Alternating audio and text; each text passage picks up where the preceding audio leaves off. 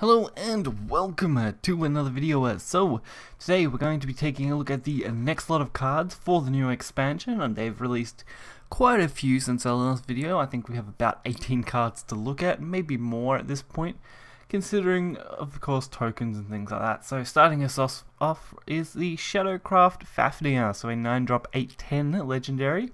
Fanfare, Necromancy X, deal X damage to all other allied followers. X equals the defensive enemy follower with the highest defense in play, basically guaranteeing a board clear. So regardless of the highest defense, you're basically going to kill them, which is great. So pretty much, yeah, guaranteed board clear. Not much that your opponent can really do. You might, of course, survive if you're using things that mitigate damage, but that's really about it. Then we have Soldier's Vow. 5-drop a gold amulet for Swordcraft. Whenever you play a commander follower, put a random officer follower that costs X play points from your deck into play. X equals the original cost of that commander follower. So whenever you play a commander follower, that's not bad. I mean, having some good synergy. And randomly summoning officers of the same value is pretty decent as well. I can actually see this working more in Unlimited than of course in Rotation to start with, but definitely going to be interesting to see where this kind of card takes us. It does compete in the 5-card slot, which is always a bad spot for Sword, but definitely an interesting one. Marian the Mummy, so a 5-drop 5/5 bronze card for Shadowcraft. Can only attack the enemy leader, ignore enemy followers, ward. And of course the Evo is Storm, can attack an enemy, ignore enemy followers, ward. So can attack any enemy is definitely decent for the Evo. And of course Storm is pretty great.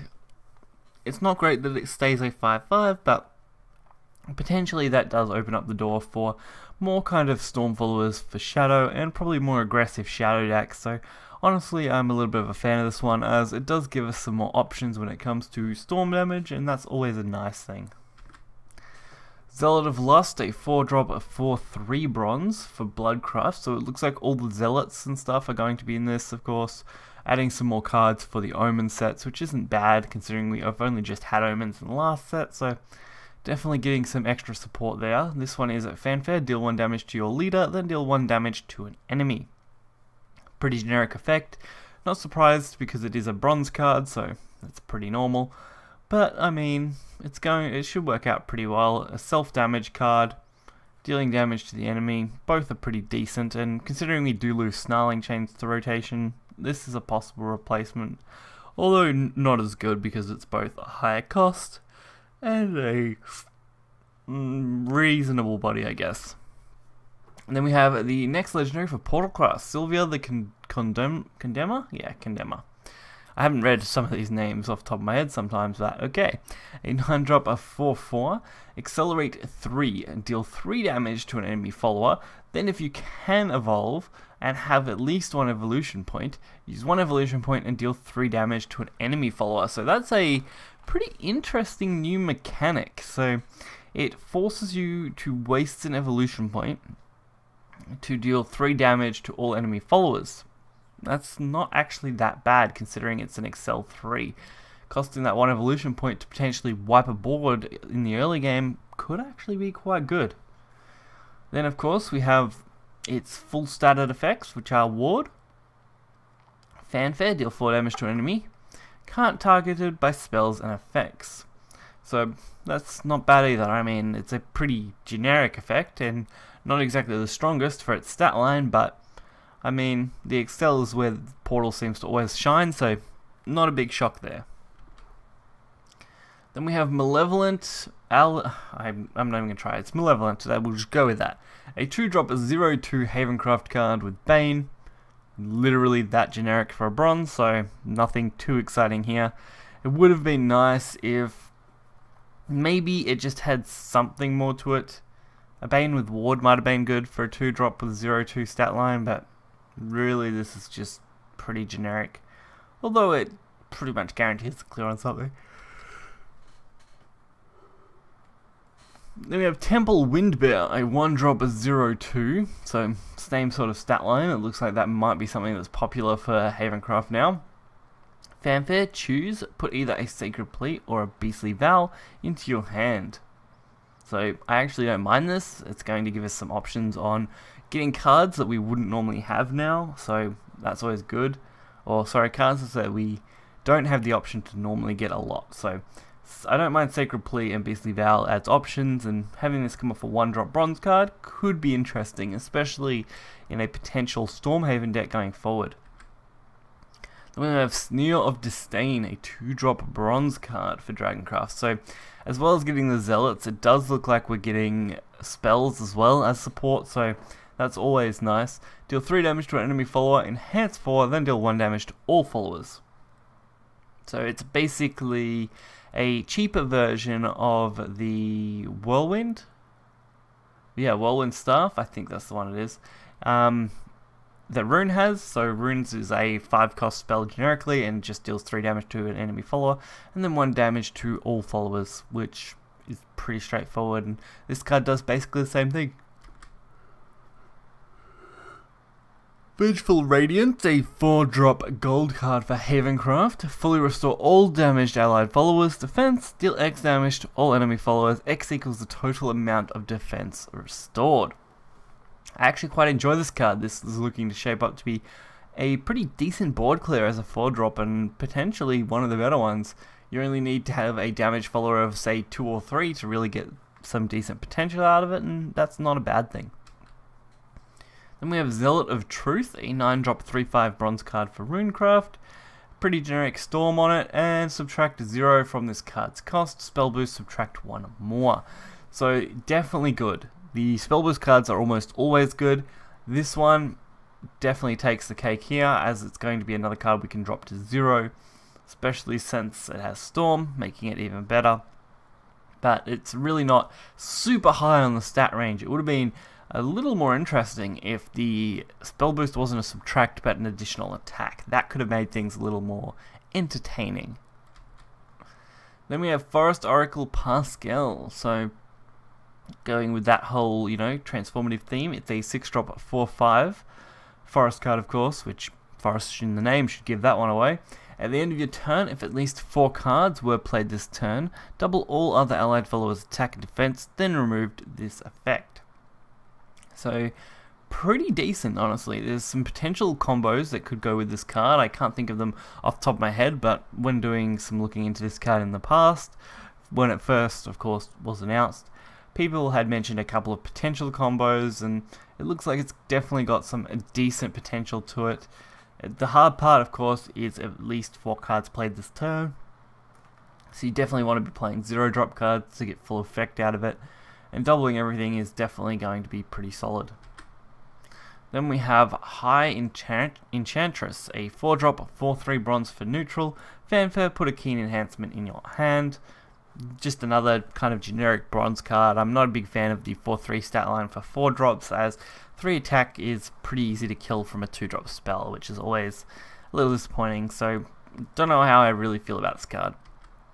Then we have Zealot of Disdain, a 2-drop 2/2 Fanfare, deal 1 damage to another random allied follower, deal 1 damage to a random enemy follower. So basically just following the whole Disdain, deal damage to your own followers while trying to get something out of it. So pretty straightforward bronze card. 2/2 stat line's okay.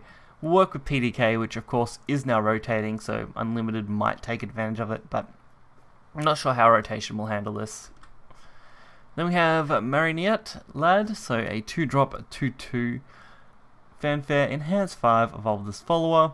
Last word, put a puppet into your hand. So having the kind of enhance 5, evolve this follower, basically just turns it into a 5-drop 4/4 with the last word, puppet into your hand, which I don't quite like. I feel like maybe if it was a 4-drop maybe, it could then have a decent higher stat line with last word puppets, but I suppose it is pretty reasonable. I mean, a lot of the 4-drops we've seen are 4/3s, so having it before might be a little too high, but overall I think this card is still pretty average.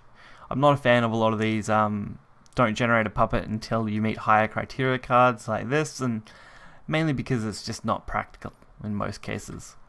Then we have Alterplane Onslaught, a 4-drop spell for our Portalcraft. It's interesting that this is the second Alterplane card, and this one is specifically Portalcraft. It makes me wonder if we're going to get Alterplane cards for every craft. Probably not, but definitely a possibility. Banish an enemy follower with 4 defense or less. Put a random artifact card from your deck into your hand. If Resonance is active for you, put 2 cards into your hand instead. Basically just getting more artifacts in your hand, which is good. Draw cards like this work well. And banishing an enemy follower with 4 defense or less is actually great because it's just that slight more expensive than, of course, Subjugation, but does a wonderful job since it is more artifact based. I'm actually kind of looking forward to this card. 4-drop might be a little awkward, but I still think it's going to be reasonable enough. Then we have a Buffalo Bones, 2-drop 2/2, Fanfare, enhance 4, gain last word, summon 2 skeletons. Trying to kind of fit that kind of Skull Ring-ish type line of play, I guess, with the last word, summon 2 skeletons, and honestly, they're not bad cards. When you can summon skeletons as last word, and summoning more than one, usually you can get some decent advantage out of it, and then pump it up with something else, so I actually don't mind this as much. It's a pretty generic bronze again. Nearly all of these bronzes have been playing it pretty safe as far as bronze cards go. They're nothing really super exciting, which is a little sad. I know they are just bronze cards, but it'd be nice to see something a little more flavorful. Then Holylord Eachtar, 7-drop 5/6 Havencraft card. Fanfare, if you have at least 9 shadows, summon 2 Holy Cavaliers. Fanfare, give +2 and +0, and rush 2 other allied followers until the end of turn. So 2 separate fanfare effects, obviously because the first one isn't required to activate the second one, which is good, so you don't actually need to meet the conditions of having at least 9 shadows to get the bonuses plus rush. All you need to meet 9 shadows for is to summon the Holy Cavaliers, which is pretty straightforward. Honestly, it's going to be quite good card overall, I think. Haven, of course, not heavily follower based in rotation right now, but you could very easily see it coming up with something like a Stormhaven or just a more follower heavy based deck, as we've got some decent followers to use in Haven. Honestly, out of all the new legendaries so far, other than Sword, I think this is right up there. So Sword and this one, probably my top 2 picks right now for power wise. Just as individual cards, it'll be more interesting to see where their things combo out a bit more, but honestly, this is pretty decent, especially since Holy Cavalier here is a 2-drop 2/1 ward, so even getting some protection out of it's decent. Then we have Crimson Rose Queen, an 8-drop 6/6, so the Blood Legendary. This card does have ward, and it's got Fanfare, transform each Bloodcraft card in your hand that originally cost 2 play points or less into a Crimson Burst. And Crimson Burst is a 2-drop spell that deals 3 damage to an enemy and restores 2 defense to your leader. So basically a way to both heal and deal at the same time, and going face with it should be pretty solid. Honestly, I don't think this is going to beat out Dark Feast Bat though. I think that's going to be its problem. This card would have been probably fairly decent as a blood card if Dark Feast Bat didn't exist or was a higher cost. Even if Dark Feast Bat was a lower cost, this card then would have been okay as a follow-up to Dark Feast on turn 8.